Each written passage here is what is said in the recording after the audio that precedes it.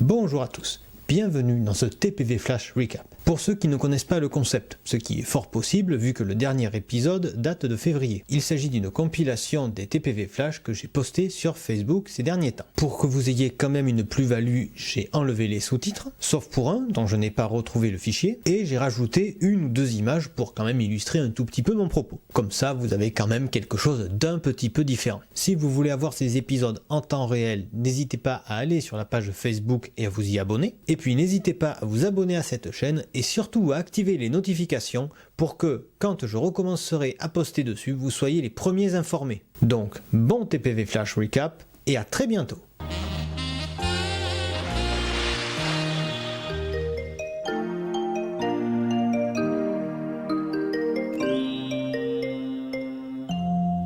Le Futuroscope a enfin mis des images, ou plutôt une image en fait, sur les annonces qu'il avait fait il y a quelque temps par rapport à ses projets d'avenir. Alors, qu'est-ce qu'on voit sur cette image ? On y voit de gauche à droite le simulateur de chute libre Zero Gravity ainsi que l'Arena, dont on ne va pas trop parler ici, vu que, en plus d'être des projets qui ne sont pas portés directement par le Futuroscope mais par des sociétés tiers, ce sont pas vraiment des projets du futur, vu que le premier va ouvrir là, cet été, et le deuxième est prévu pour l'année prochaine. On voit aussi l'Aquascope, un parc aqualudique, un concept qu'il faudra expliquer pour qu'on comprenne en quoi il va se différencier d'un parc aquatique normal, en dehors de la thématisation choisie.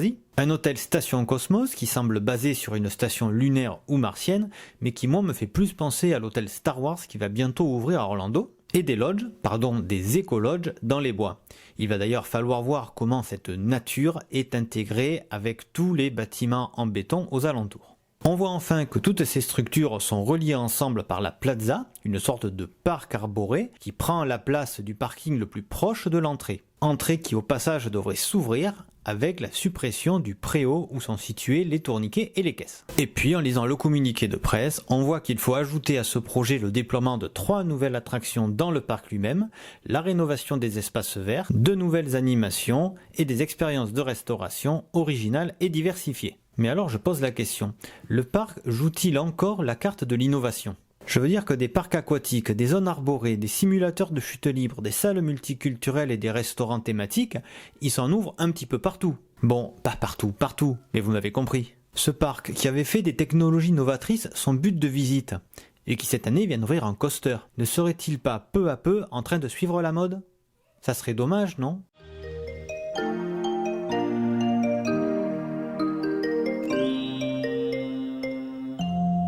On vient d'apprendre l'annulation des spectacles de la saison du Roi Lion et de la Jungle. J'ai envie, comme je l'ai fait sur Facebook, de dire sans blague. Ça fait au moins une semaine qu'il n'y a plus de show au Frontierland Theater. Celui qui devait avoir lieu sur la piste du spectacle de cascade n'a jamais commencé. Et dans la foulée de ces non-représentations, toutes les traces de la saison ont été supprimées sur le site internet. Donc comment vous dire que la surprise n'est pas là ? Vouloir proposer des spectacles était une intention louable. On était en plein été, ça aurait été dommage qu'il n'y ait rien. Mais le resort s'est fait rattraper par le contexte sanitaire et a peut-être subi des contretemps auxquels il n'avait pas pensé. Il faut bien comprendre que Disneyland Paris, et même Disney plus largement, ne veut pas avoir de problème avec les autorités. Donc ils ont tendance un petit peu à exagérer leur protocole sanitaire. Alors je ne dis pas qu'ils ont tort, bien au contraire quand on voit ce qui se fait dans d'autres parcs, mais si on prend l'exemple de Walt Disney World, on voit que là-bas il y a des parades. Alors certes, elles ne sont pas aussi développées que d'habitude, mais si on les compare aux nôtres où elles se résument à 3 tricycles et une voiture, en Floride, ils sortent au moins un char. D'accord, ce n'est pas la même manière de voir les choses, mais finalement, si on y réfléchit, est-ce que ça ne valait pas mieux de faire une vraie parade ? Ils ont eu peur que des visiteurs soient contaminés et aillent crier au scandale, donc ils ont verrouillé leur process. Dites-vous quand même que la jauge des salles était ainsi faite pour que par jour, elle accueille ce que d'habitude elle accueille en une seule représentation. Mais ce sont des danseurs qui, de par leur métier, sont obligés d'être proches des uns des autres, qui ont contraint le parc à annuler la saison. Enfin, depuis le début, je vous parle de saison, mais à ma connaissance, donc désolé si j'ai raté quelque chose, jamais il n'a été question ouvertement d'une telle chose. On parlait de 2 spectacles et d'une petite offre de restauration, mais encore une fois, jamais Disneyland Paris n'a parlé de saison. Ce sont les médias et les sites de fans qui ont employé ce terme, certainement en souvenir de la saison de l'an passé qui était tellement bien. D'ailleurs, au moment où je fais ce TPV Flash, ce sont ces mêmes sites de fans qui annoncent l'annulation, et non pas la communication officielle de Disney. Bon allez, passons, oublions même pour cette année, et commençons à préparer la saison d'Halloween.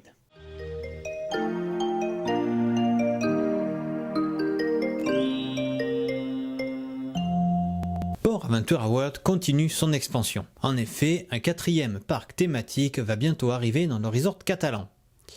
Bon, alors ne nous emballons pas, ce n'est pas non plus pour tout de suite. Alors que je vous explique, PortAventura World vient de signer un contrat avec La Liga, qui est le championnat espagnol de football pour ceux qui l'ignorent, afin de créer un projet nommé The Beat Challenge. Ce projet consiste en une attraction digitale, dont on ignore encore beaucoup de choses, sinon que ça va se passer dans l'entièreté du parc historique, couplé à un point de restauration et une boutique proposant des produits siglés Liga. Le tout pour 10 millions d'euros et une ouverture prévue normalement dès la saison prochaine. Ce partenariat est aussi l'occasion pour PortAventura d'obtenir un contrat de licence exclusif pour l'utilisation de la marque Liga et pour les stades de pouvoir faire la promotion du resort au bord des terrains. Mais ce n'est que la première phase du projet. Il y en a 2 autres qui, elles, par contre, sont encore très floues. D'abord, une nouvelle attraction physique en rapport avec celle digitale. Elle arrivera dans les années prochaines et va coûter environ 40 millions d'euros. Pour vous faire une idée, Shambhala en a coûté 25 et Street Mission en avait coûté 15. Et surtout, donc, et là on va prendre de grosses pincettes pour en parler, la 3e phase est un parc entier dédié au football qui viendra s'ajouter aux 3 parcs déjà existants et qui va coûter pas moins de 100 millions d'euros, soit à peu près l'équivalent de ce qu'a coûté l'ouverture de Ferrariland. Si vous voulez mon avis, ils sont en train de se perdre. D'accord, le football est une religion en Espagne, et encore plus dans cette région de Catalogne à 1 heure de Barcelone. On est d'accord qu'ils veulent toucher un nouveau public, mais de là à créer tout un projet autour du football, je pense qu'il faut avoir confiance dans ce public. Bref, il y avait certainement mieux à investir. Moi par exemple, le foot, qui plus est espagnol, est loin d'être quelque chose qui va me transporter. D'accord, quand il y a un match international, je le regarde, et puis je m'y connais un petit peu, mais je ne vais pas faire le déplacement exprès pour aller m'immerger dans cet univers. Quand je serai sur place, j'irai y faire un tour, et encore, ça me prendra quelques dizaines de minutes lorsque l'attraction sera ouverte, et puis une demi-journée quand il y aura le 4e parc. Ça me permettra de me faire une idée, mais ça ira pas plus loin, ça sera déjà énorme. Après, je pense qu'ils savent ce qu'ils font, comme ils savaient déjà ce qu'ils faisaient quand ils ont ouvert Ferrariland, avec son offre de divertissement limitée, son accès uniquement possible avec des billets combinés, même si depuis ils ont revu leur politique tarifaire, et sa réservation du jour de visite à l'avance. Oui, non, ils savent ce qu'ils font.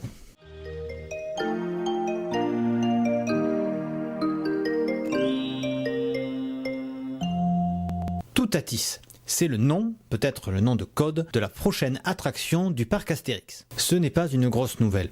On savait déjà depuis quelque temps qu'un launch coaster Intamin allait être construit dans le parc gaulois. Mais on a récemment eu un peu plus d'infos avec la publication des documents administratifs préparatoires à cette construction. Si l'attention est naturellement portée sur le coaster, c'est en fait toute une zone, ou plutôt une expansion de la zone gauloise, qui va être construite. Il y aura, en plus du coaster, un point de restauration rapide avec des tables en extérieur dont certaines seront couvertes, mais il n'y aura pas de salle fermée. Il y aura aussi une aire de jeu et des kiosques avec des jeux payants. À la base, cette zone était prévue pour 2021, mais tout a été retardé et maintenant on parle de 2023. Si on essaie de comprendre le parcours du coaster, ce qui n'est pas toujours facile avec ce genre de document, on voit qu'il y a toute une partie en marche arrière, en cul-de-sac, qui, c'est le but d'un tel coaster, permet en un aller-retour d'avoir suffisamment de vitesse, on parle quand même de 107 km/h, pour passer un top hat, désolé pour les termes un peu techniques, où le véhicule est presque à la verticale, d'abord en montée, puis en descente. Comme vous le voyez, ce coaster est assez ambitieux. Je ne vais pas me perdre dans trop de détails, mais je vais quand même vous donner quelques chiffres. D'abord, 51 mètres, c'est la hauteur maximale du coaster, certainement à la cime du top hat dont je parlais. Ensuite, 2 minutes, 123 secondes pour être précis, c'est la durée du parcours. Il faudra y ajouter environ 45 secondes pour les manœuvres d'embarquement et de débarquement. Et enfin, 28 millions d'euros, c'est le montant de la zone, sachant qu'à son époque, Osiris en avait coûté 20. Impressionnant, n'est-ce pas? Même si pour créer cette zone, il a fallu abandonner un projet qui avait déjà commencé à émerger et à être débattu par les sites de fans, une tour de chute libre. Il faudra voir si ce projet est judicieux, si on en reparle ou si on passe directement à une autre rumeur qui court déjà depuis quelque temps, un flying coaster sur la mythologie nordique. Un projet qui ferait prendre une sacrée longueur d'avance au parc et même à n'importe quel parc qui oserait construire ce type de coaster. Une seconde, Fantasyland vient de le faire, non? Avec Fly.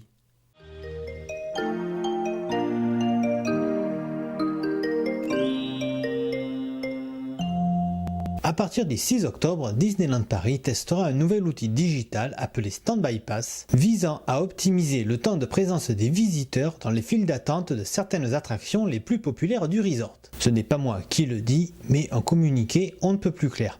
Lisons-le ensemble. Ce tout nouveau service sera lancé sur l'application mobile officielle de Disneyland Paris avec l'attraction Crush Coaster et inclura de manière progressive Dumbo the Flying Elephant, Peter Pan's Fly, Big Thunder Mountain, Star Wars Hyperspace Mountain, Autopia, The Twilight Zone Tower of Terror et Ratatouille, l'attraction totalement toquée de Rémi. Avec le Stand-by Pass, les visiteurs pourront réserver un créneau horaire sur l'application officielle de Disneyland Paris et se présenter à l'attraction choisie sur cet horaire défini. Ce service sera activé uniquement sur certaines périodes de la journée. Lorsque le service est activé, seuls les visiteurs munis du Stand-by Pass pourront accéder à ces attractions. L'accès sans Stand-by Pass sera possible en début de matinée et en fin de journée. Comment ça marche ? Téléchargez l'application mobile officielle de Disneyland Paris. Créez un compte Disney. Enregistrez vos billets ou passes annuels sur votre compte. Cliquez sur Réserver un Stand-by Pass et suivez les instructions qui s'affichent à l'écran. Le Stand-by Pass sera uniquement disponible pour les visiteurs géolocalisés dans les parcs Disney pour certaines attractions et une attraction à la fois. Un visiteur peut réserver un Stand-by Pass pour tout son groupe. Chaque Stand-by Pass correspond à un créneau de 30 minutes durant lequel les visiteurs sont invités à se présenter à l'attraction. Les visiteurs devront ensuite présenter le QR code associé à leur Stand-by Pass dans le portefeuille numérique de l'application sous l'onglet Profil, puis patienter dans la file d'attente le temps indiqué sur l'application officielle et à l'entrée de l'attraction. Vous l'avez compris, sinon je vous le dis, il ne s'agit pas d'une version digitale des Fast-Pass, qui sont des billets coupe-fil où l'on emprunte une autre entrée. Avec le Stand-by Pass, on prend sa place dans une file d'attente virtuelle, mais on fait quand même la file d'attente. Ce système, qui existe déjà dans les parcs Disney à Tokyo et à Shanghai, est un moyen pour Disneyland Paris de lisser les temps d'attente et de faire respecter la distanciation physique sans qu'on les critique trop. Mais on les critique quand même parce que sinon c'est pas drôle. La principale réflexion qui est faite à Disneyland Paris, c'est qu'ils sont bien sympas de proposer la digitalisation, terme qui ne veut absolument rien dire mais qu'ils emploient depuis qu'ils ont des projets dans ce sens, mais si c'est pour que le réseau ne suive pas, ça ne sert à rien. Il est vrai que c'est un point noir sur la destination, la piètre qualité des réseaux internet. Il y a aussi le recours à des applications tiers, qui ne fonctionnent qu'approximativement et qui sont peu ergonomiques, mais c'est un autre débat qui visiblement est en passe de disparaître et ce n'est pas plus mal. Donc voilà mon conseil. Utilisez les moyens qui sont proposés, normalement Disneyland Paris c'est à peu près ce qu'il fait, et en cas de problème, allez voir un cast member. Ils sont là pour ça et ils vous trouveront toujours une solution. Mais de grâce, allez-y gentiment les voir. Ce n'est pas de leur faute. À bientôt.